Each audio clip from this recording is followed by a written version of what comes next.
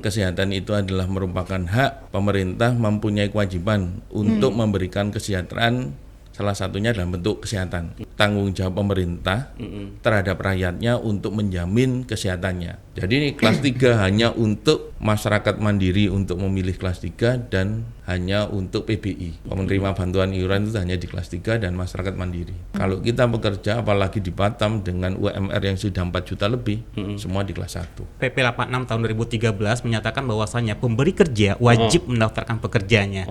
Di sana terdapat kata-kata wajib.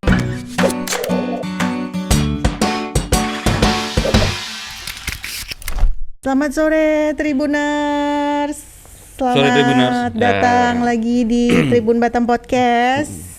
Oke, di sini sudah ada Pak Dodi Pamungkas. Iya, beliau adalah Kepala BPJS Kesehatan Cabang Batam. Ya. Selamat datang Pak. Selamat datang Pak Dodi. Selamat datang. Wah. Terima kasih Mbak Nita, Mas Danang, terima kasih. Iya. Siap. Ditemenin sama Pak Hendra, Mai Hendra gitu ya, Pak Mai Hendra. Iya. Selaku Kepala Bidang Pengawasan dan Pemeriksaan Peserta. Iya. Nah, Oke. selamat datang juga Pak Hendra. Iya. Pak Dodi, Pak Hendra mungkin nggak apa-apa diturunin Buka, aja, iya, buka maksudnya. aja. Kita yang tetap menjalankan protokol, kita tetap berjarak ya nih ya. Iya, tetap berjarak. 1 meter. Kelihatannya sih, mungkin teman-teman lihat Tribuners kelihatan dekat, tapi kita udah 1 Iya, meter kita setengah udah ya. 1 meter lebih nih. Nah. Biar tahu nih kepala cabangnya Batam, BPJS Batam, Pak Dodi. Nah ini nih. Iya, nah, ini Nanti benar. kalau mau urusan negosiasi relaksasi ya cari Pak Dodi nih. Cari Pak Dodi. Siap. Atau Pak Hendra. Kalau Pak Dodi sendiri emang udah lama menjabat di Batam, pegang di Batam udah berapa lama Pak? Kalau di Batam terus terang baru kita bergabung itu akhir Februari Mbak. Akhir Februari. Tapi masa kerja saya sudah lebih dari 20 tahun. Jangan ditanya kalau isu senior. Jadi kita nggak salah nanti kalau ngomong BPJS udah katam. Udah nih. katam. Ya, maksudnya udah katam. Nih. Di luar kepala ya Pak ya. Nah teman-teman ya kalau teman-teman Tribuners mau tanya, Iya. ya punya tunggakan atau punya masalah atau punya apa ada hal yang butuh Ingin informasi yang ditanyakan. ditanyakan, tanyain aja di kolom komen ya. Ya betul. Kita buka pertanyaan nanti di sesi agak-agak terakhir tuh. Ah.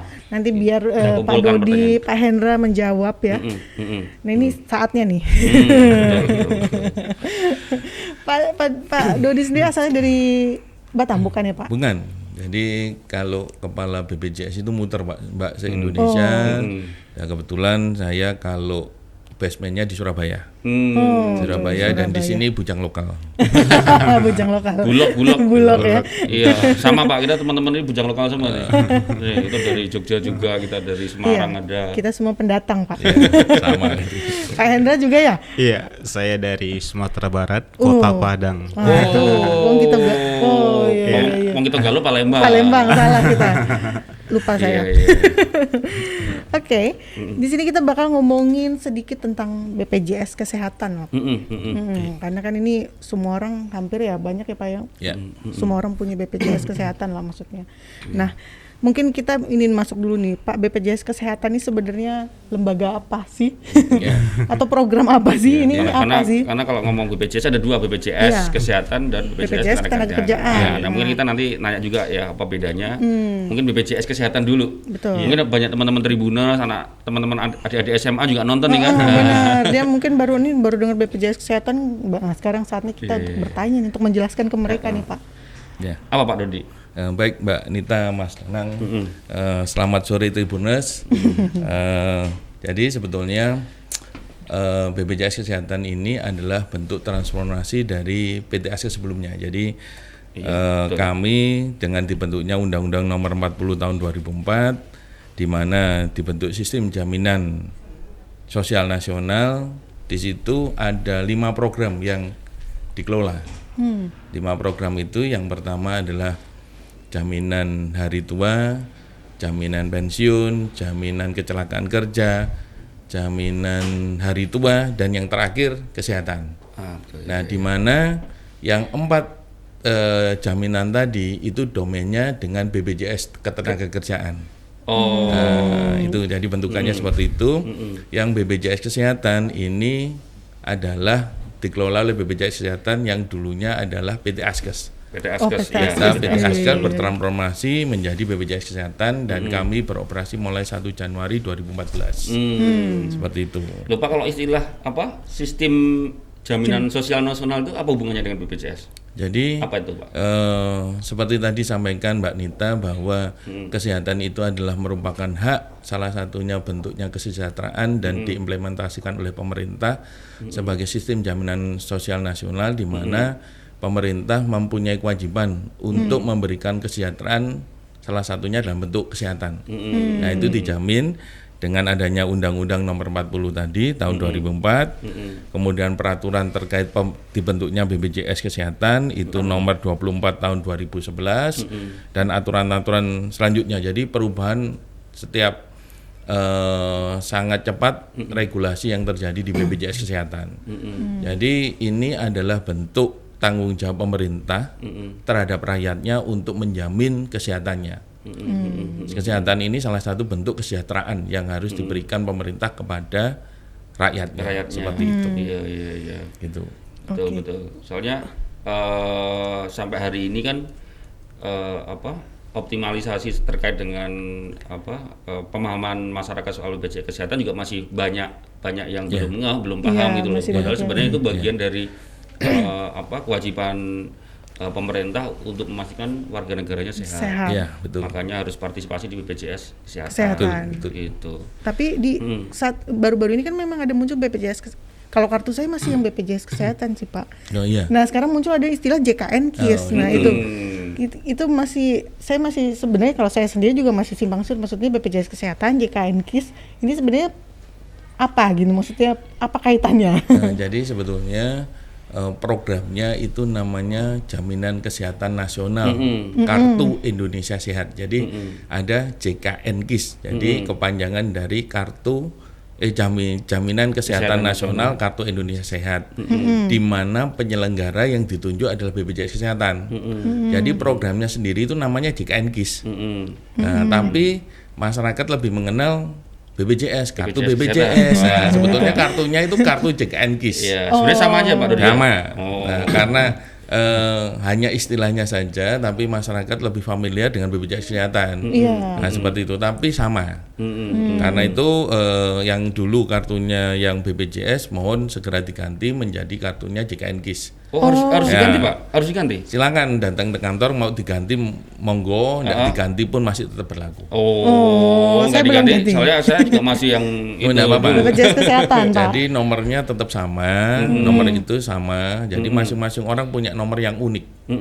Jadi nomor ini ya sampai dibawa sampai mati. Nah, jadi tidak bisa digantikan orang lain. Nah, seperti itu. Jadi kalau nomor tuh memang nggak bisa digantikan. Nggak bisa. Tiba-tiba saya berhenti itu nggak mungkin ya, Pak? Nggak bisa.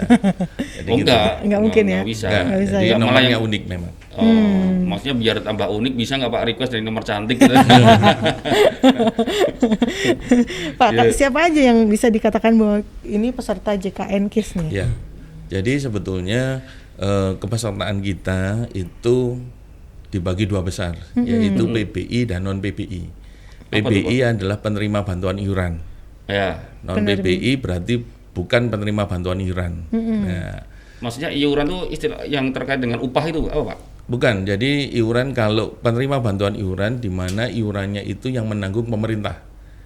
Jadi yang bersangkutan tidak perlu membayar, tetapi itu yang mengcover pemerintah, baik itu dalam hal ini pemerintah pusat maupun pemerintah daerah. Nah, kemudian kalau yang non PBI itu ada kepesertaannya PPU, peserta penerima upah.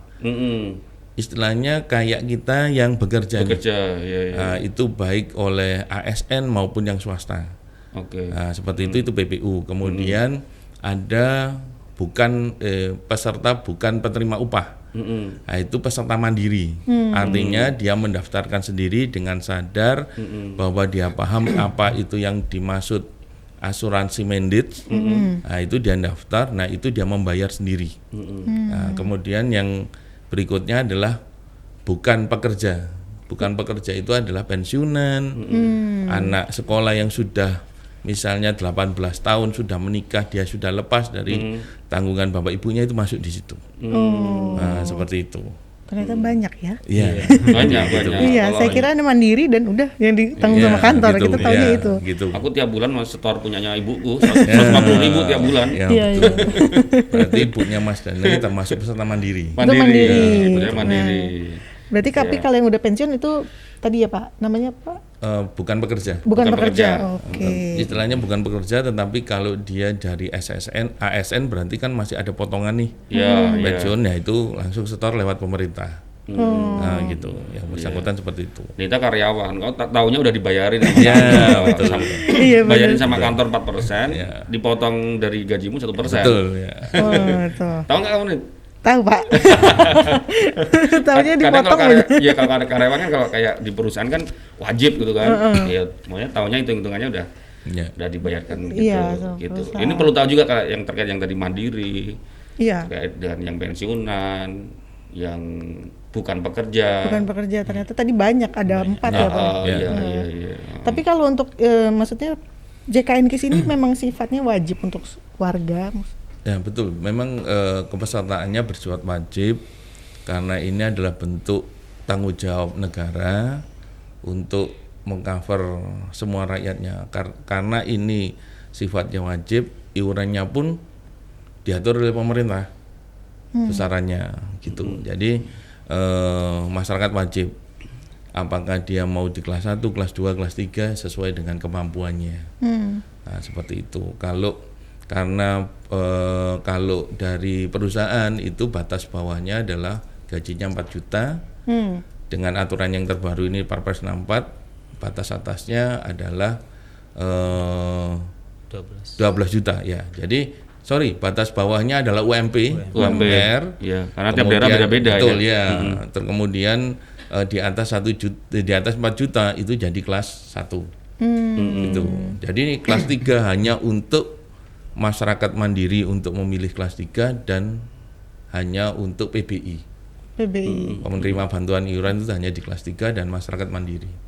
Kalau kita bekerja apalagi di Batam dengan UMR yang sudah 4 juta lebih, semua di kelas 1. Seperti itu. Oke. Kelas 1. Baru tahu nih.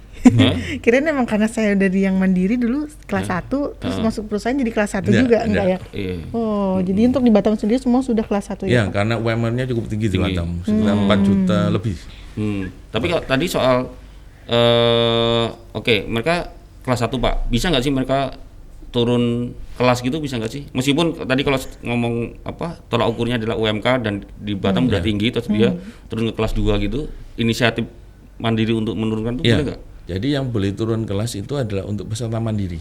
Oh. Selain itu tidak boleh. Ya. Oke. Karena yang bersangkutan kan sudah dibayarkan oleh perusahaannya atau dibayarkan oleh negara, bahwa kalau dibayarkan oleh negara itu pasti kelas 3. Kalau dibayarkan oleh perusahaan karena UMR-nya Batam sudah 4 juta lebih, berarti yang bersangkutan di kelas 1. Nah, tidak boleh diturunkan jadi kelas 3. Tidak boleh seperti itu. Pekerja. Jadi itu buat yang pekerja karyawan, jadi jangan minta turun karena itu aturannya. Karena itu aturannya. Kecuali mandiri. Ya, silakan. Ini. Karena masih ada yang seperti itu Pak. Wah, saya turunin aja gitu kan. Jangan banyak kayak gitu. Yang karyawan ya. Iya. Gitu. Apalagi kemarin dengar-dengar ada penyesuaian itu kan yang naik gitu kan. Iya, itu. Kalau anggota keluarga yang ditanggung nih misalnya, siapa aja maksudnya Pak? Ya, jadi sebetulnya untuk program JKNKIS ini mengcover 5 jiwa. 5 jiwa Ya, doang? mengcover 5 jiwa, artinya kalau 5 jiwa itu berarti pesertanya sendiri, istrinya, ya istri sah nih. Ada yang nggak sah ya? Istri siri nggak boleh Pak. Ya, tidak boleh. Ya tergantung nanti yang masuk tanggungan yang mana. Istri pertama, kedua, ketiga atau kemana ya. Kemudian dengan 3 anak. Nah, seperti itu. Jadi dengan premi seperti tadi, di mana kalau pekerja swasta atau dari ASN itu perbandingannya 4% ditanggung oleh pemberi kerja, 1% oleh pekerja, itu untuk 5 jiwa. Seperti itu. untuk 5 jiwa. Nah, kalau misalnya ada anak keempat, nah misalnya anak keempat, anak kelima, bonus kan ini. Nah, ini berarti mereka harus mendaftarkan sebagai mandiri. Seperti itu. Iya. Ini ya, apa? Hanya cukup 3 anak. Iya. Nanti kalau kita ngeranggung banyak-banyak, BKKBN ribut. Ini malah nggak mendukung. Iya, mendukung program pemerintah nanti. Iya.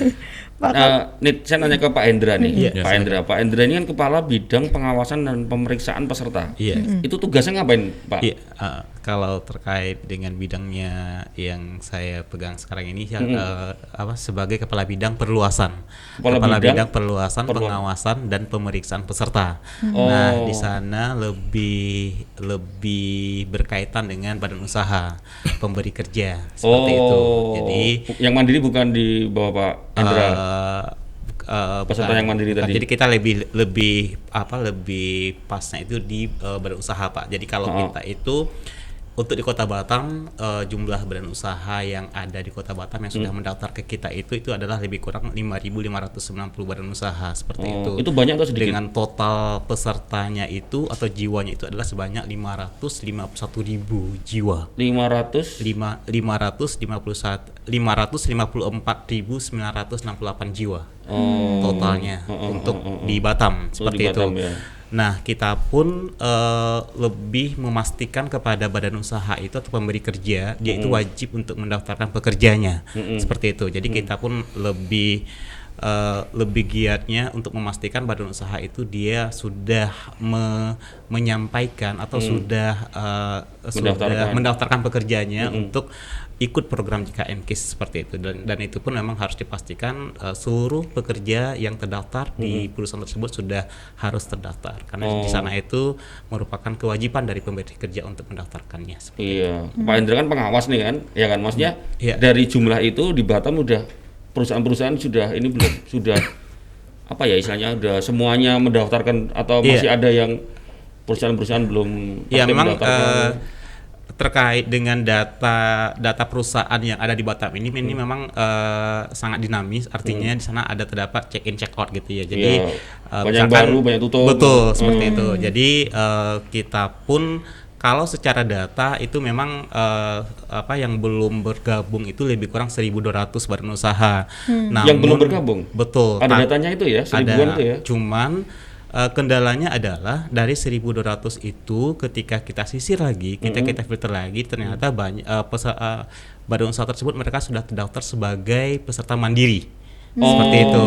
Jadi mereka memang sudah memiliki kartu atau pada segmen lain, itu pada segmen sebagai peserta mandirinya. Dan seharusnya badan usaha tersebut dia sudah harus terdaftar sebagai badan usaha segmen PPU, pekerja penerima upah tersebut. Gitu. Maksudnya kalau ada perusahaan yang di situ karyawannya terdaftar BPJS yang mandiri itu harus diubah ke harus dialihkan segmennya karena itu wajib dan itu ada PP 86 tahun 2013 menyatakan bahwasannya pemberi kerja wajib mendaftarkan pekerjanya. Di sana terdapat kata-kata wajib gitu. Tidak sunnah gitu. Nah, kalau misalnya ditemukan ada satu perusahaan yang belum mendaftarkan itu diapain?